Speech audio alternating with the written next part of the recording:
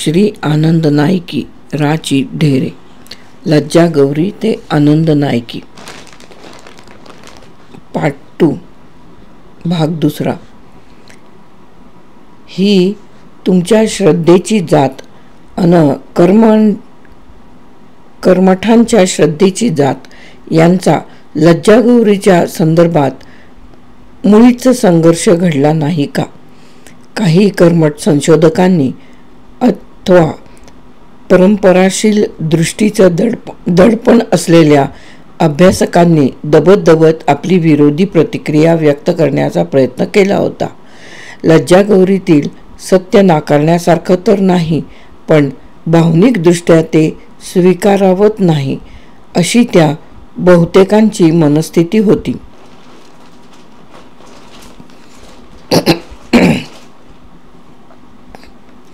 अजूनही ती कदाचित तशीच असेल. स्वतःला देवतांचे, धर्मसंप्रदायांचे, संत वाङ्मयाचे संशोधक मानणारे आणि विद्यापीठीय पातळीवर अध्यापन करणारे एक कर्मठ प्राध्यापक मात्र लज्जागौरीच्या प्रकाशनापासून इतके क्रुद्ध झाले आहेत की ढेरे निर्मूलन हे त्यांचं महत्त्वाचं मिशन बनलं आहे.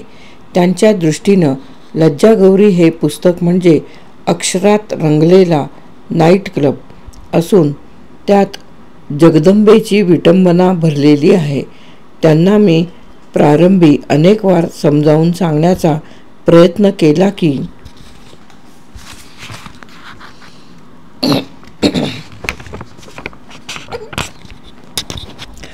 लज्जागौरीच्या मूर्ती 3500 वर्षापूर्वीपासून मी घडवीत राहिलेलो नाही आणि आजही दक्षिणेत ती ज्या अनेक ठिकाणी पूजली जाते त्या ठिकाणची तिची उपासना मी प्रवर्तित केलेली नाही.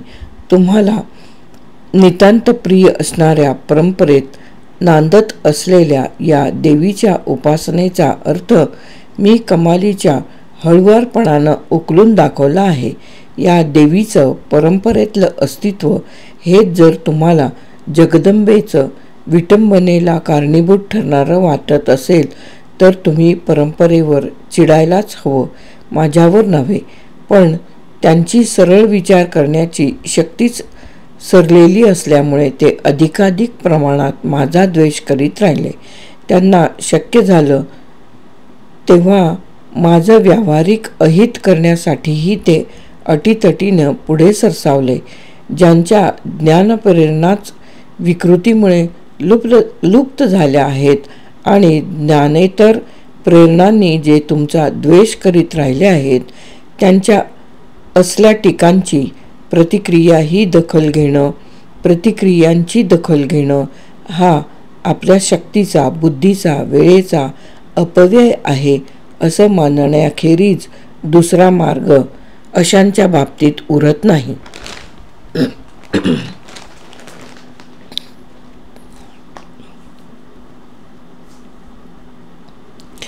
पुन्हा मी श्रद्धेशी निगडीतच एक प्रश्न विचारतो.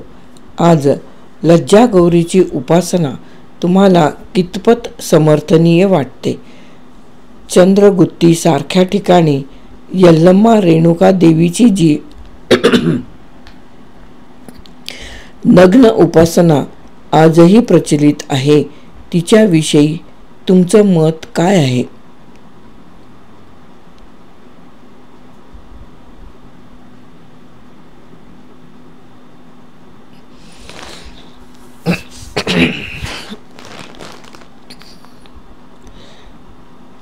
मुलं होण्यासाठी केली जाणारी लज्जागौरीच्या सर्जनेंद्रियाची पूजा काय? चंद्रगुत्ती येथील नग्न पूजा काय? अथवा देवीच्या उपासना क्षेत्रातील जोगते, जोगतिनी, पोतराज, हिजडे यांसारखे उपासक वर्ग काय? या सर्वांचंच प्रचलन आता शेकडो वर्षापूर्वीपासूनच नव्हे तर काही हजार वर्षापूर्वीपासून कालाच्या संदर्भात तुटलेलंच आहे. त्यांची कालबाह्यता आजच्या युगाच्या संदर्भात निरर्थकता एवढंच नव्हे तर त्यांना आलेलं सामाजिक विकृतीचं रूप ध्यानी घेता या सर्व प्रथा लवकरात लवकर नाहीशा व्हायला हव्यात आणि त्यांच्याशी ज्या वर्गाची अस्मिता अथवा अस्तित्वाची अट निगडीत झालेली आहे त्या वर्गांना नव्या निकोप अस्मितेचा, नव्या निर्वाहक मार्गाचा समर्थ उपाय उपलब्ध करून द्यायला हवा. हे काय पूर्वीच घडायला हवं होतं. परंतु इथल्या समाजाची अशी एक विचित्र घडण आहे की इथं अत्यंत अद्ययावत संस्कृती रूपांबरोबरच प्रागैतिहासिक आदिम अशा संस्कृतीचे जिवंत अवशेषही कालक्रमात अपरिहार्य विकृती स्वीकारून टिकून राहिले आहेत. किंबहुना विशिष्ट आदिम धारणांतून उत्क्रांत उन्नत होत आलेली संस्कृती रूपं अन त्या मूळ धारणांची रूपं दोन्ही इथं शेजारी शेजारी नांदताना दिसत आहेत. अनेकदा तर उत्क्रांतीच्या अथवा उन्नयन प्रक्रियेच्या अनेक ऐतिहासिक टप्प्यांनाही स्वतंत्र अस्तित्व लाभलेलं आहे. हा सर्व सामाजिक सांस्कृतिक व्यवहार वर्णनातीत जटिल बनला आहे. या जटिलतेची हळुवारपणे उकल करून आक्रस्ताळेपणाऐवजी आस्थेनं, प्रेमानं, परंपराशील समाज मनाचं नव्या युगसंदर्भाला अनुरूप प्रबोधन घडवायला हवं. ज्यांच्या जीवनक्रमात परिवर्तन घडवायचंय त्यांची टिंगल-टवाळी करून, त्यांची टर उडवण्याची भूमिका घेऊन त्यांना परिवर्तन सन्मुख बनवणं अवघड आहे. अशा भूमिकेमुळे अनेकदा ती माणसं परिवर्तनाच्या बाबतीतील स्वागतशीलता गमावून बसतात अन अधिक कडवेपणानं त्याज्य परंपरेला चिकटतात. या वर्गाची जीवनसरणी, त्यांचा आचारधर्म विशिष्ट काळी विशिष्ट जीवन संदर्भात समर्थनीय होता, सार्थ होता. त्याला त्या मूळ संदर्भात लक्षणीय महत्त्व होतं. हे परंपरेच्या गाभ्याशी भिडून आपण समजून घ्यायला हवं. तसं समजून घेतलं नाही तर आपल्याला त्यांच्या विकृतीची कारणमीमांसा करता येणार नाही आणि उचित कारणमीमांसा करता आली नाही तर उचित उपायांचीही योजना करता येणार नाही. उदाहरणार्थ पोतराज अन हिजडे हे दोन देवी उपासकांचे वर्ग आपण विचारात घेऊ. यांपैकी पोतराज हे वेषांतरानं स्त्रीची भूमिका घेणारे पुरुष आहेत, तर हिजडे हे लिंगच्छेदनानं पौरुषाचा उच्छेद करण्याच्या दीक्षेनं स्त्रीची भूमिका घेणारे पुरुष आहेत. निसर्गतःच दुर्दैवानं जे पौरुषात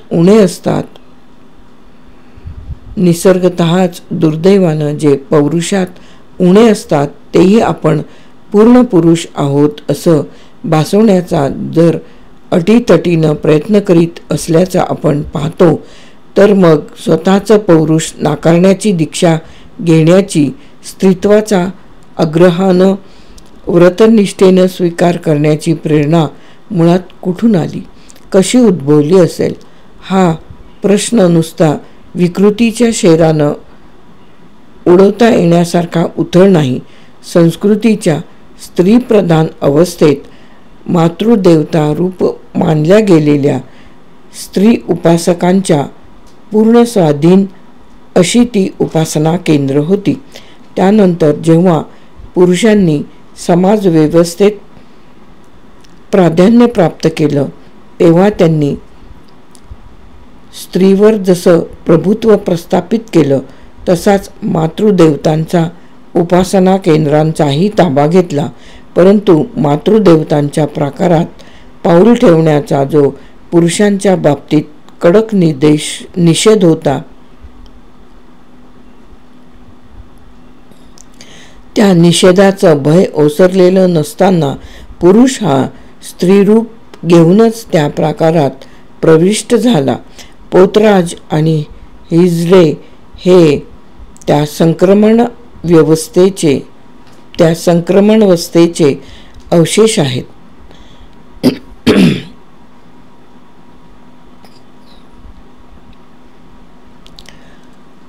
तुमच्या हे अगदी सहज लक्षात येईल की ज्या मातृदेवता आजही आपलं आदिम रूप उपासनेचं आदिम स्वरूप सांभाळून आहेत, त्यांच्याच उपासना क्षेत्रात पोतराजांचं हिजड्यांचं अस्तित्व अजूनही टिकून आहे.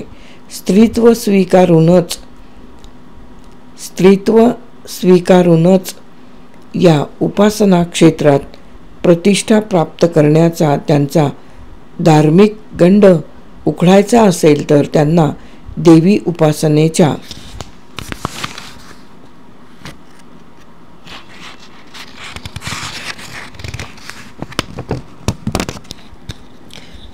प्रगत, परिणत, उदात्त, सात्विक अशा रूपाचं भान घडवीतच विकृतीतून बाहेर खेचलं पाहिजे.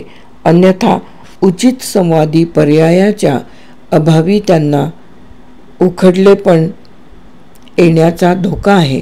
अशा पर्यायाच्या लाभाशिवायही हे वर्ग आधुनिक जीवनसरणीचा सहज स्वीकार करायला सिद्ध होतील असा ज्या परिवर्तनवादी कार्यकर्त्यांचा अनुभव असेल त्यांनी त्यांचा मार्ग आत्मविश्वासानं चोखाळावा. मी केवळ अभ्यासक असल्यामुळे अभ्यासाच्या वाटेनं मला जे जाणवलं ते मी माझ्या परीने सुचवलं आहे. भारतात कलात्मक प्रतीकांचा एवढा प्रगल्भ विकास झालेला असताना लज्जागौरीच्या मूर्तीचं स्वरूप असंच का राहिलं?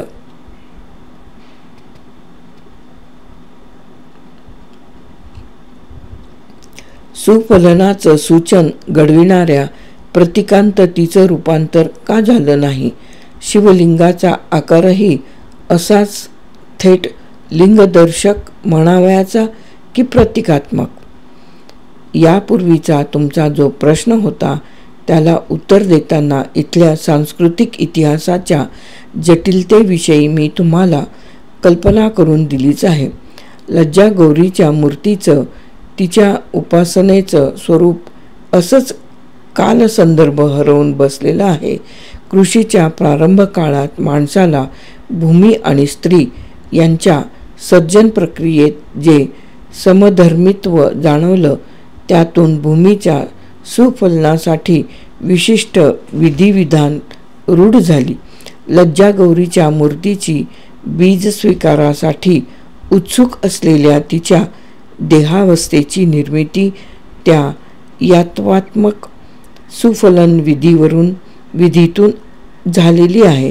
कृषी विज्ञान प्रगत होत असताना जेव्हा भूमीच्या सुफलनाविषयीचा कार्यकारण भाव माणसाला उलगडला तेव्हाच लज्जागौरीच्या सर्जनेंद्रियाचा पूजेचा कालसंदर्भ तुटून गेला. पण तरीही ज्या प्रागैतिहासिक पूजा विषयाचं अन पूजोपचाराचं अस्तित्व अगदी आजपर्यंत रेंगाळत राहिलंच आहे. सुफलन आणि समृद्धी यांच्याशी संबंध अशी इंद्रियांच्या मूर्तीऐवजी पूर्णघटासारखी किंवा कमळासारखी प्रतीकं परंपरेत निर्माण झाली, प्रसूत झाली. स्थापत्य, मूर्तिशिल्प, चित्र इत्यादी कलांमध्येही त्याचं उपयोजन होत राहिलं आणि तरीही ही ज्या मूळ विषयाचं प्रतीकं आहेत ते विषय स्त्रीच्या सर्जनेंद्रियाचं मूर्तिरूप तेही टिकून राहिलं. क्षीण स्वरूपात का होईना पण अजूनही टिकून राहिलं आहे. शिवलिंग हे थेट पुरुषेंद्रियाचंच मूर्तीकरण आहे याचं आपल्याला भानही उरू नये. एवढा त्याच्याविषयीचा पावित्र्यबंध आपल्या परंपराशील मनात दृढावला आहे. शाळुंका आणि तिच्या मध्यात जडवलेली पिंड हे थेट शिवशक्ती समावेशनच आहे. माझ्या या विधानाच्या दृक् प्रत्ययासाठी आपण आलमपूरच्या वीर ब्रह्मेश्वराची पिंडी पाहावी. या पिंडीचे छायाचित्र मी अलीकडे श्री शंभू महादेव विषयक माझ्या ग्रंथात छापलं आहे.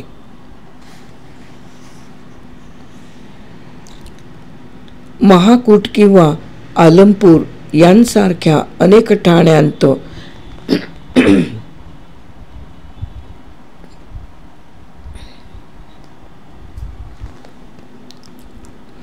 जो प्रगत शैव पावित्र संभार उभा राहिला त्याची प्रेरणा लज्जागौरीच्या उपासनेचं उन्नयन हीच होती. अशा ठाण्यात मूळ लज्जागौरी गौणत्वानं प्राकाराच्या एखाद्या कोपऱ्यात राखली गेली होती. कालक्रमात ती ते गौणस्थानही हरवून नाहीशी होईल. रामतीर्थ किंवा आधी वेगळ्या संदर्भात उल्लेख केलेलं मंगसुळी येथे तिची आदर्शनीयता टाळण्याचा जाणीवपूर्वक प्रयत्न केला गेलाच आहे. कालसंदर्भात हरवलेला हा सारा जिवंत भूतकाळ पुसला जायला हवा. तो पूर्ण पुसला जाण्यापूर्वी त्याच्या आजच्या अस्तित्वाच्या आधारानं कालच्या काळाचं मौन फेडण्याचा आणि अर्थातच आजच्या समस्यांची पार्श्वभूमी स्पष्ट करण्याचा आमचा वेडा उद्योग चालूच राहील.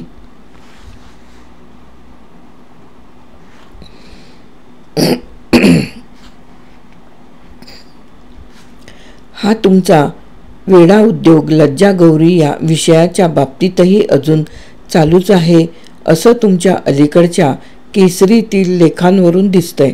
रामतीर्थातील आनंद नायकीच्या निमित्तानं तुमच्या मनात पुन्हा रुंजी घालू लागलेला हा विषय फक्त तपशिलाच्या अंगानं वाढणार आहे की चिंतनाच्या अंगानं नव्या वाटा चोखाळणार आहे?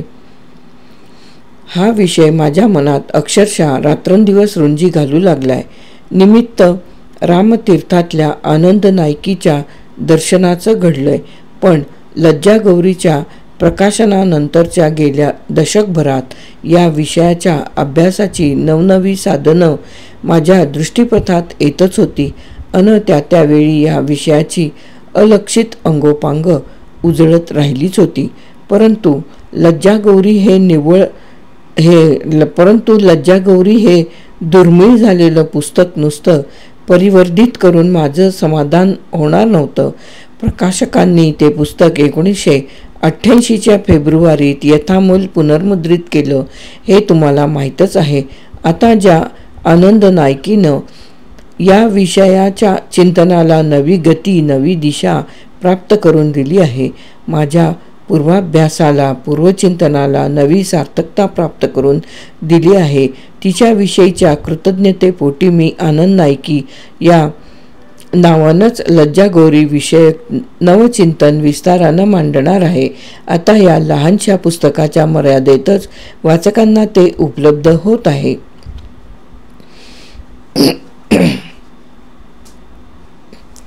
म्हणजे आनंद नायकी हे तुमच्या लज्जागौरीचंच नवरूप असणार आहे. या नव्या रूपाची थोडक्यात ओळख घडवू शकाल? हा विषय केवळ तपशिलाच्या अंगानं वाढविण्यासाठी मी नवं पुस्तक लिहायला प्रवृत्त झालो नसतो. मला अज्ञात असलेल्या लज्जागौरीच्या मूर्तीची माहिती तर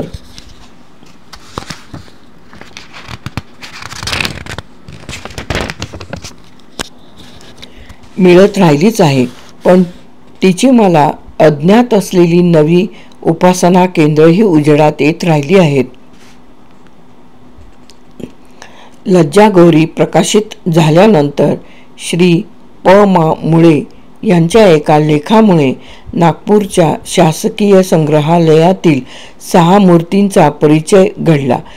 विख्यात पुरातत्वज्ञ आणि उज्जैनचे माझे स्नेही कै. वी. श्री वाकणकर यांनी त्यांच्या भारती कलाभवन या संस्थेच्या संग्रहालयातील शिरोयुक्त 5 मूर्तींचं एकत्रित छायाचित्र मला पाठवलं होतं. या मूर्तींची उपलब्धी त्यांना मंदसौर, शुजालपूर, धवण, कुम्हार्या आणि उज्जैन या मध्य प्रदेशातल्या गावी झालेली होती.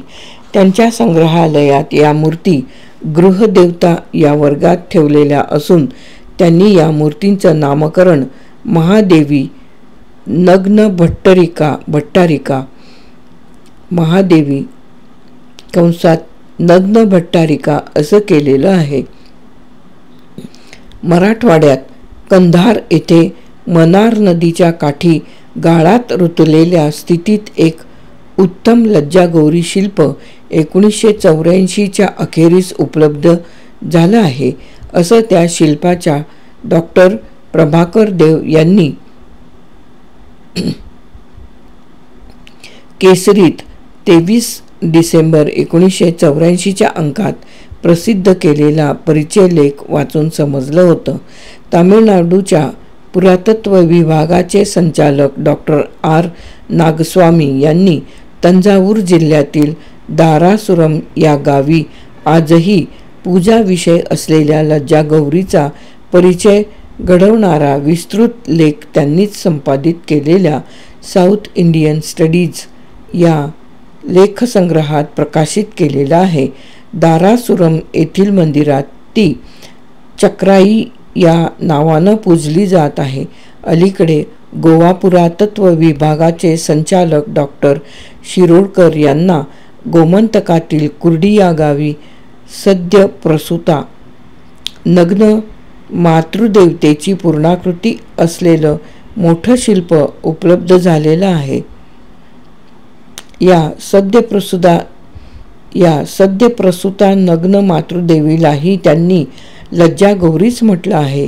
यांपैकी डॉक्टर आर नागस्वामी वगळता इतर सर्व संशोधकांना लज्जागौरी हे माझं पुस्तक माहीत होतं आहे.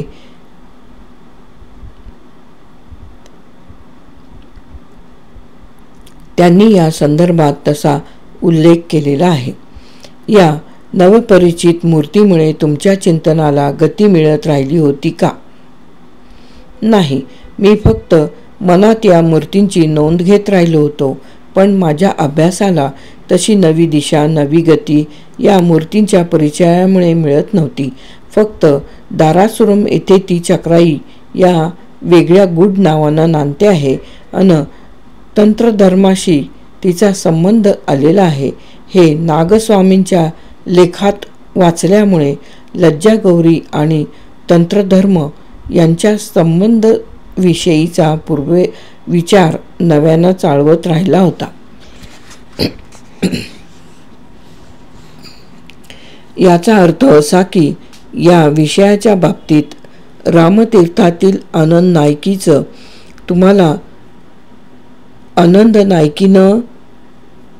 नायकीनंच तुम्हाला नवी प्रबळ प्रेरणा दिली आहे. या प्रेरणेचं स्वरूप नेमकं स्पष्ट कराल का?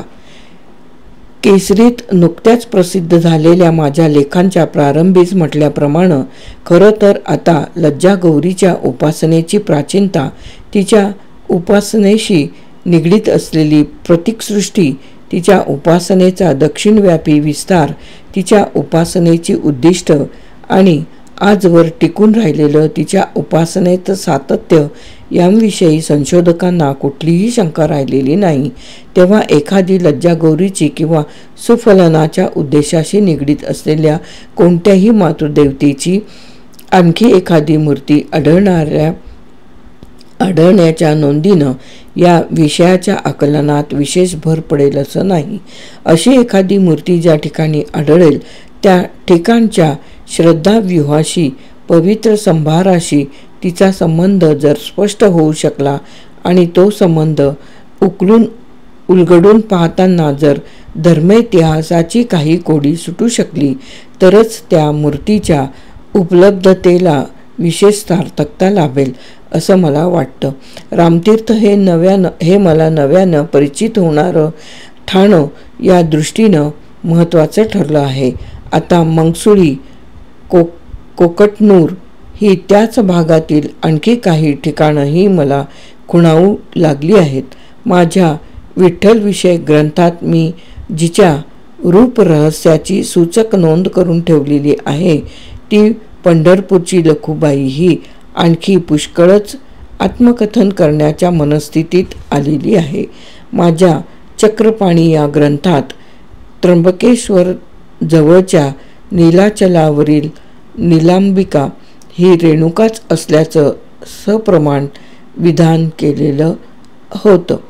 ती नीलांबिका आता लोकधर्म आणि तंत्रधर्म यांच्या संबंधावर वेगळा प्रकाश टाकण्यासाठी उत्सुक झालेली आहे. तुम्ही तुमच्या संकल्पित नव्या पुस्तकात या देवीची नवपरिचित ठाणी उलगडण्याचा निमित्तानं जे नवं सांगता येईल तेच फक्त सांगणार आहात का?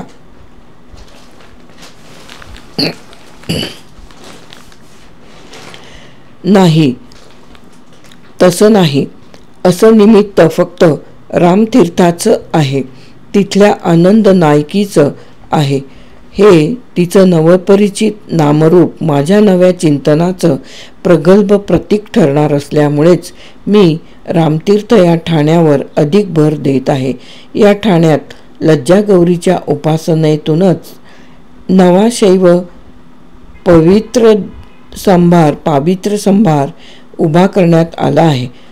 त्याचं कर्तृत्व कालामुख संप्रदायाच्या शैव आचार्यांचं आहे. लज्जागौरीच्या उपासनेचं प्रचलन जसं 3,500 वर्षापूर्वीपासून संपूर्ण दक्षिणेला व्यापणारं होतं, असं पुरातत्वीय प्रमाणांनी आजही पूजा विषय असलेल्या तिच्या मूर्तीच्या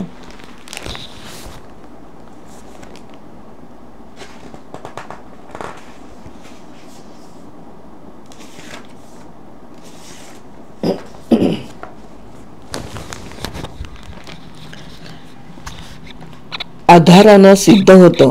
त्याचप्रमाणे इसवी सनाच्या 11व्या शतकापासून 14व्या शतकापर्यंत संपूर्ण दक्षिणेत या शैवाचार्यांनी हेतुपूर्वक लोकधर्माचं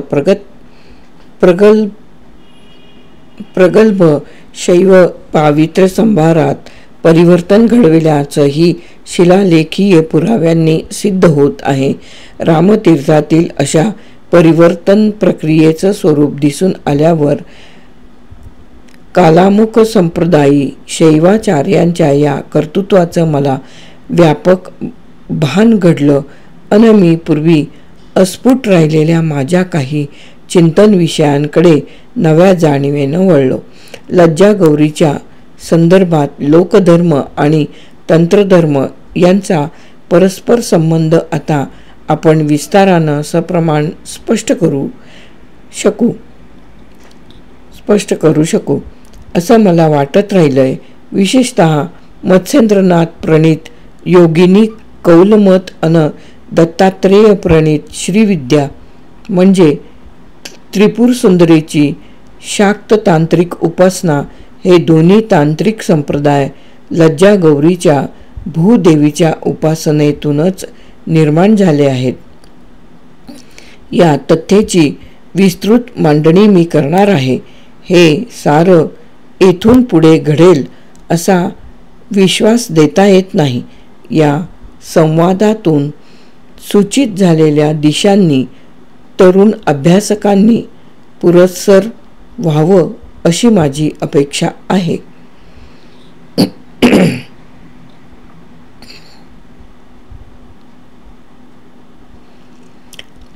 या तथ्याचं स्पष्ट सूचन तुमच्या पूर्व प्रकाशित ग्रंथात चक्रपाणीत महाराष्ट्राचा देव्हारा या पुस्तकात समाविष्ट झालेल्या व्याख्यानांत अन लज्जागौरी या पुस्तकात तुम्ही केलेलंच आहे. तो सूचित विषय आता अधिक विस्तारानं स्पष्ट होईल असंच ना?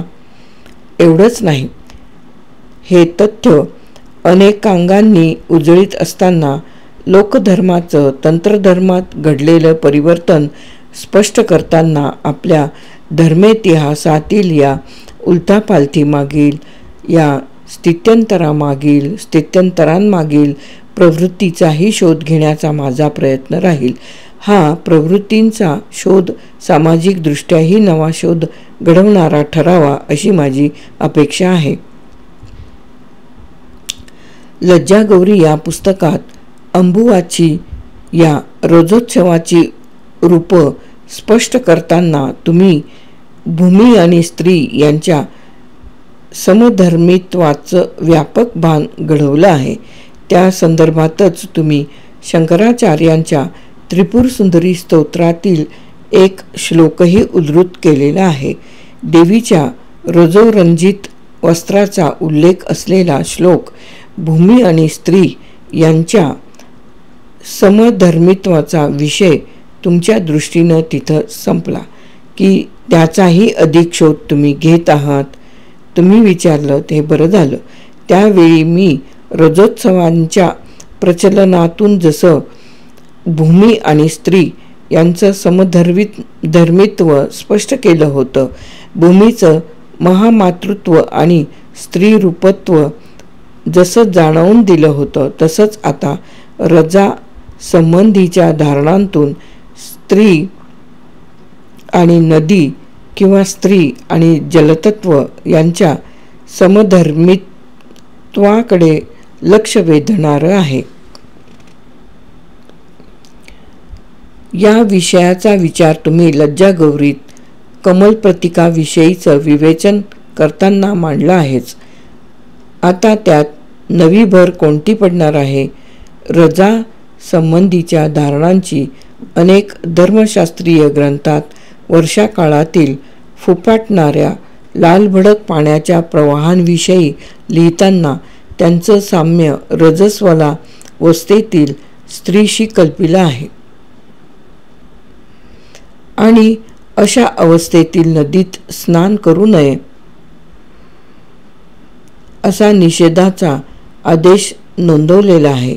धर्मशास्त्रीय ग्रंथात हा विषय नदी रजोदोष या संज्ञेनं विवरिला आहे. नदीच्या अथवा जळाच्या मातृत्वा संबंधीचा भाव आता या नदी रजोदोष या दोषाच्या विचारातून अधिक पुष्ट होईल. तांत्रिक परंपरेत प्रचलित असलेल्या रजस्वला स्तोत्राचा परिचय मी पूर्वप्रकाशित पुस्तकात घडवलाच होता. आता अशा प्रकारच्या 2 रचनांची संपूर्ण संहिताच मी परिशिष्ट रूपात सादर करीत आहे. भूमी, नदी आणि स्त्री यांचं समधर्मित्व रजोदर्शनातून अनुभवणारं समूह मन हे गढुळलेली जळच सर्जक असतात या आदिम प्रत्ययाकडे संकेत करीत आहे. हे तुमचं विवेचन परंपरा अन तिच्या प्रवाहात परिणत होत गेलेली प्रतीकं समजून घेण्याच्या दृष्टीनं महत्त्वाचं आहेच, परंतु स्त्री जीवनाच्या संदर्भात या बोधाला काही विशेष सार्थकता आहे का? तशी सार्थकता आहे ना. भूमी, नदी, स्त्री यांच्या महामातृत्वाचं समान भान माणसाला असणं हे त्याच्या सृष्टीशी असणाऱ्या तादात्म्याचंच भान आहे. माणूस आणि सृष्टी यांच्या संपूर्ण संवादी जीवनाचंच ते द्योतक आहे असं मला वाटतं. माणूस जेव्हा पुरुष तत्वाचंच प्रभुत्व गाजवू लागला तेव्हा त्यानं या तादात्म्याचा तोल ढवळला, हा संवाद संपवला. भूमी, नदी आणि स्त्री या 3ही मातृरूपांना त्यानं केवळ आपलं अनियंत्रित भोगसाधन बनवलं आणि मग भूमीचं अन नदीचं रूप असलेल्या स्त्रीला अकाली भूमीत गाडून घ्यावं लागलं किंवा जवळ करावी लागली.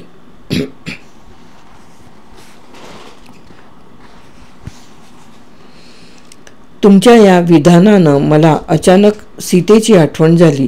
तिलाही अकालीच भूमीत गाडून घ्यावं लागलं असं नाही का? हे अगदी खरं आहे. रामायण रचनेच्या पूर्वीपासून सीता ही नांगरलेली जमीन किंवा शेती या अर्थाची संज्ञा आहे. सीता यज्ञ हा भूमीच्या सुफलनासाठी केला जाणारा एक विधी आहे. हा धागा रामायणातील सीतेच्या मिथकातही टिकून आहे. तिथं सीता ही यज्ञासाठी जमीन नांगरताना जनकाला लाभलेली कन्या आहे, म्हणजे ती भूमिकन्या आहे. भूमीशी असं जिव्हाळ्याचं नातं असलेली सीता ही संपूर्ण पतिपरायण असूनही पतिव्रताचा पातिव्रत्याचा पुरुष प्रणीत आदर्श सांभाळणारी असूनही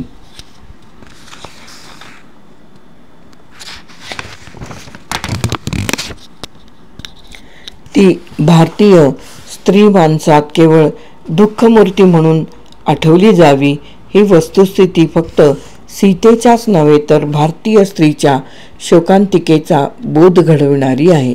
सीतेची शोकांतिका या शीर्षकानं मी भूमी आणि स्त्री यांच्या समधर्मित्वाचा संबंध घेऊन एक स्वतंत्र प्रकरण लिहित आहे. माझी मुलगी अरुणा हिनं हा विषय एका लेखात वाल्मिकी रामायणाच्या संदर्भात समर्थपणे मांडला आहे.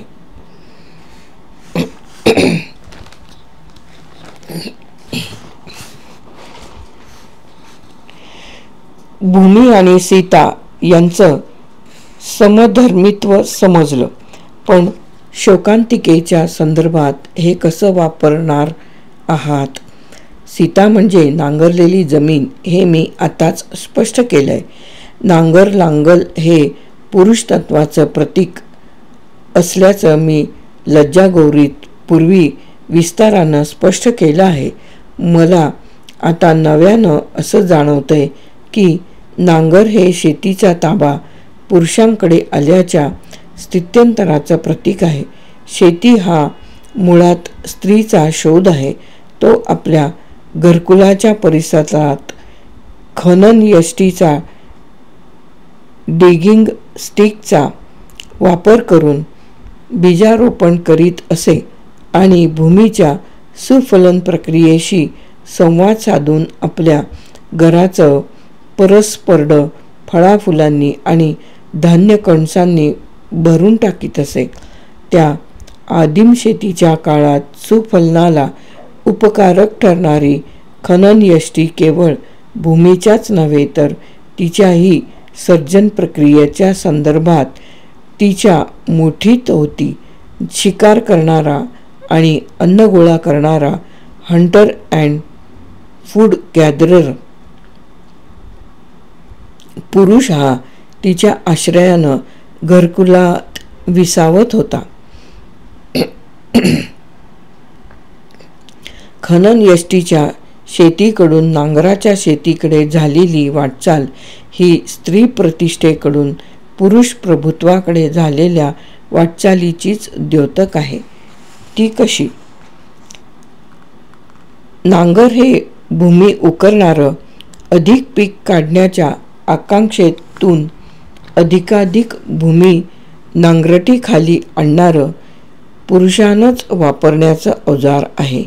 शेती ही क्षेत्राची प्रतिष्ठा राखणारी संज्ञा आहे, तर कृषी ही क्षेत्राचं बळानं घडणारं कर्षण सुचवणारी संज्ञा आहे. अधिक पिकासाठी भूमी उखडायला हवी, आणखी अधिक भूमी ताब्यात हवी. त्यासाठी संघर्ष, युद्ध अटळ मानायला हवं. युद्धासाठी प्रभावी हिंस्रक शस्त्र हवीत. दुसऱ्याकडील भूमीचा हिंसकतेने कब्जा करताना त्याची परिपूर्ण अप्रतिष्ठा करण्यासाठी त्याच्याकडील गायींची खिल्लारं पळवायला हवीत आणि त्याची स्त्रीही हिरावून न्यायला हवी. भूमी, गाय आणि स्त्री या तीनही समधर्मिणींना पुरुषांच्या समृद्धीची साधनं असं रूप येत गेलं. युद्धात विजय मिळवून यांच्यावर कब्जा केला गेला. प्रतिष्ठा वाढते अन त्यांना गमावून बसणाऱ्या पराभूताची अप्रतिष्ठा होते.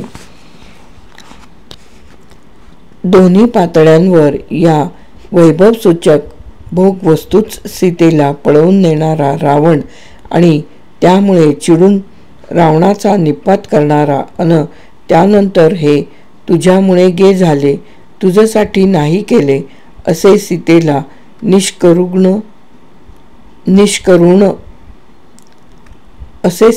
निष्करुण निष्मेष स्वरात ऐकवणारा राम हे दोघेही एकाच पुरुषी धारणेचे प्रतिनिधी ठरतात.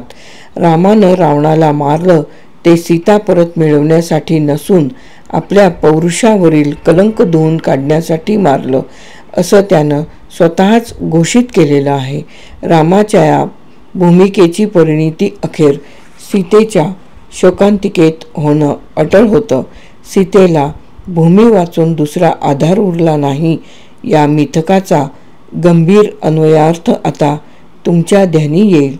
देवदासींचा प्रश्न आणि महाराष्ट्रातील दक्षिणेतील पूर्वास्पृश्य समाजाचा दूरवस्थेचा प्रश्न या भूमी स्त्रीच्या संदर्भात उकलता येईल असं मला गंभीरपणे वाटू लागलंय. पण आता त्यासाठी तुम्ही पुस्तक प्रकाशित होईपर्यंत तुमचं कुतूहल थांबवून ठेवा. या संवादाच्या पुढे सादर केलेली त्या महासंकल्पाची रूपरेखा पाहावी.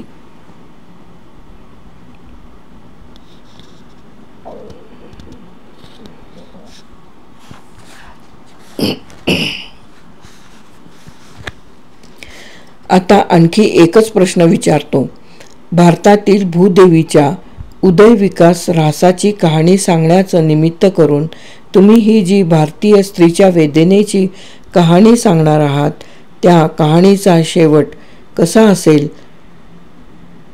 की असीम वेदनेचा, न सरणाऱ्या दुःखाचा अमिट ठसा उमटवितच ही कहाणी संपवणार आहात. सीतेच्या मिथकात घनीभूत झालेली भारतीय स्त्रीची वेदना ही सीतेच्या विद्रोहातून रामाचा मूल्यविवेक जेव्हा सावरील तेव्हाच संपू शकेल.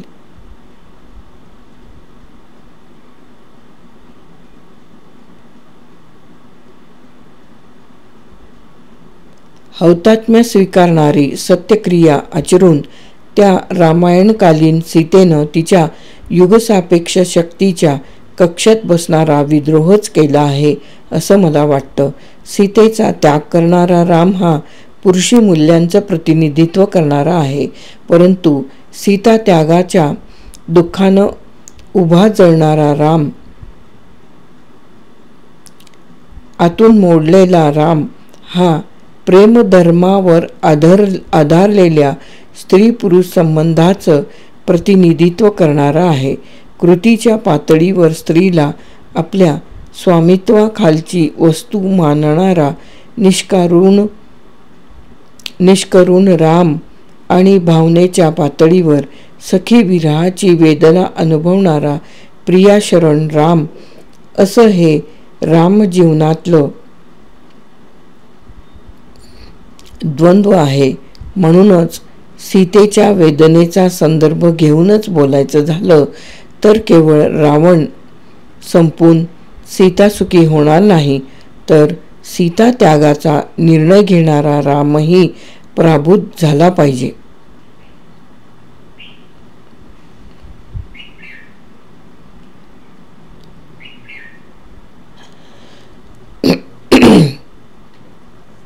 तर सीता त्यागाचा निर्णय घेणारा रामही पराभूत झाला पाहिजे आणि सीतेसाठी विव्हळणाऱ्या सीता त्यागाची अन शेवटी सीतेच्या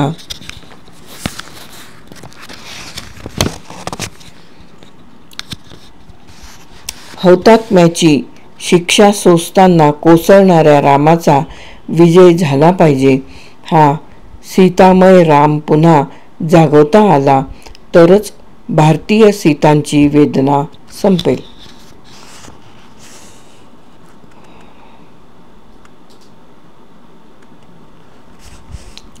हे घडवण्यासाठी भारतीय विचारधारेतून काही आधार मिळू शकेल का?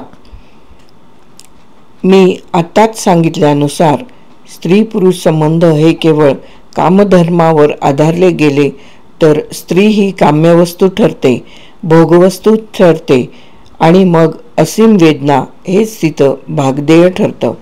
म्हणूनच कामधर्माऐवजी प्रेमधर्माची प्रतिष्ठापना करणं हाच त्या संबंधांना निकोप, निर्मळ अन उभयानंददायी स्वरूप देण्याचा उपाय ठरतो. दैवतांचं निमित्त करूनच आपण या विषयाची चर्चा करीत आहोत. म्हणून मी दैवतांच्या परिभाषेतच असं म्हणू इच्छितो की अर्धनारीश्वराच्या संकल्पनेत स्त्री पुरुष संबंधाचं प्रेमधर्माधिष्ठित आदर्श रूप सामावलं आहे असं मला वाटतं. विचारांच्या तत्वज्ञानाच्या पातळीवर हे आदर्श रूप आहे. ज्ञानदेवांच्या अनुभवामृतात त्यातील शिवशक्ती समावेशनाच्या विराट संकल्पनेत आणि आश्चर्य असं की ज्ञानदेवांची या चिंतनामागील प्रेरणा ही एका बाजूनं जशी त्यांच्या शैव शाक्त गुरुपरंपरेतून पुष्ट झालेली आहे, तशीच दुसऱ्या बाजूनं नेवासे येथील माणसेला लाभलेल्या अर्धनारीश्वर रूपाच्या चिंतनातून पुष्ट झालेली आहे. माझ्या स्त्रीविषयक धारणांचं स्वरूप ज्ञानदेवांच्या चिंतनावरच पोचलेलं आहे हे मी प्रारंभीच सांगितलं आहे. स्त्री पुरुष संबंधांच्या आदर्शाची माझी स्वप्न मी ज्ञानदेवांच्या विचारविश्वातच पाहत आहे. माझ्या भावसृष्टीतील आनंदनायकी ही अशी शक्तिप्रधान शिवाची अभिन्न सहचारिणी आहे.